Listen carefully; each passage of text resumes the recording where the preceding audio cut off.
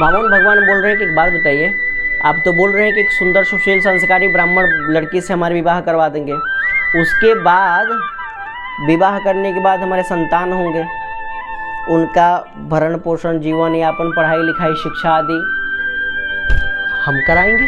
राजा बलि बोल रहे हमारी जिम्मेदारी है। तो एक बात बताइए, उनका विवाह होगा, उनके बच्चों का जिम्मेदारी हमारा जिम्मेदारी है। राजा बलि बोल रहे हमारा जिम्मेदारी है। हमारे नाते रिश्तेदार आएंगे, उनकी खर्चा उनकी जिम्मेदारी राजा बलि बोल रहे हैं वो भी हम उठाएंगे। बोलिए हमारे परिवार में, हमारे रिश्तेदार में अगर किसी की मृत्यु भी होगी तो उनकी दाह संस्कार का राजा बलि बोल रहे वो भी हमारी जिम्मेदारी रहेगी श्रीमान। तो बोले कि एक बात बताओ, उनके मरने के बाद रोने वाला भी तो चाहिए, तो रोने वाले की जिम्मेदारी कौन लेगा? तो राजा बलि बोल रहे प्रभु, आपके परिवार में, आपके नाते रिश्तेदार में किसी की मृत्यु होगी, रोना तो आप ही को पड़ेगा।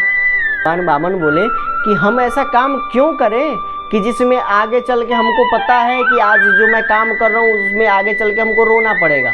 हमको ऐसा काम नहीं करना भाई जो आगे चल के हमको रोना पड़े। हमको ऐसा काम नहीं करना। हमको अगर आज हमको पता है कि हम ये कर्म कर रहे हैं जिसको आगे चल के हमको रोना पड़ेगा, ऐसा कर्म मुझे नहीं करना है। तुम मुझे 3 पग भूमि दो, नहीं तो बोलो कि हम नहीं दे पाएंगे, ब्राह्मण देवता आप यहाँ से जाइए।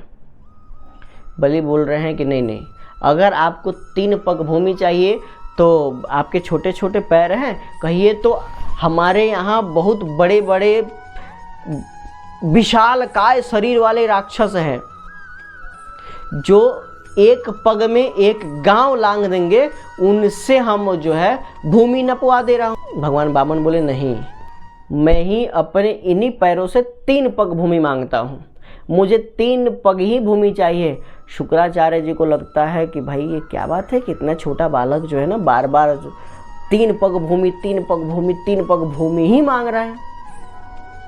शुक्राचार्य जी को थोड़ा सा आभास हुआ कि हो न हो ये नारायण है। शुक्राचार्य ने ध्यान लगाया, देखे कि नारायण है। शुक्राचार्य जी जाकर के बलि से बोल रहे हैं कि बलि ये छलिया नारायण है, इसको तुम 3 पग, ये 3 पग क्या, ये तो 1 पग में ही पूरा सृष्टि नाप लेगा, तुम 3 पग की भाई 2 पग बाकी कहाँ दोगे? तो राजा बलि बोल रहे हैं कि हे गुरुदेव, ये मेरा सौभाग्य है कि आज मेरे से दान मांगने के लिए स्वयं नारायण को आना पड़ा राजा बलि के यहाँ। हमसे बड़ा बरभागी कौन है? और आगे हमारे वंश में जाकर के हमारी नाम रखा जाएगा कि राजा बलि के यहाँ नारायण को जाना पड़ा था दान लेने के लिए। दानवीर में हमारा नाम जाएगा। शुक्राचार्य बोल रहे हैं कि मूर्ख, तुमको समझ में नहीं आ रहा है, तुम भावुक हो रहे हो। राजा बलि बोल रहे हैं गुरुजी ये सब जो है ना आप ही का दिया हुआ है। बलि बोल रहे हैं आज हम आपका बात नहीं मानेंगे, आज तक हमने आपका बात माना, लेकिन आज स्वयं नारायण को हमारे से मांगने की आवश्यकता पड़ गई।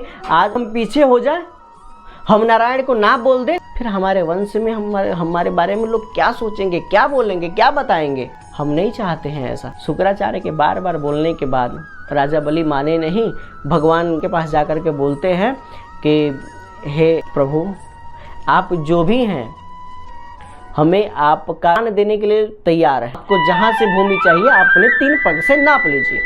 नारायण बोल रहे हैं भगवान बामन कि नहीं, हमको ऐसा नहीं चाहिए, हमको तुम संकल्प दो कि हम राजा बलि ठीक इन ब्राह्मण बालक को 3 पग जमीन देने का संकल्प देते हैं।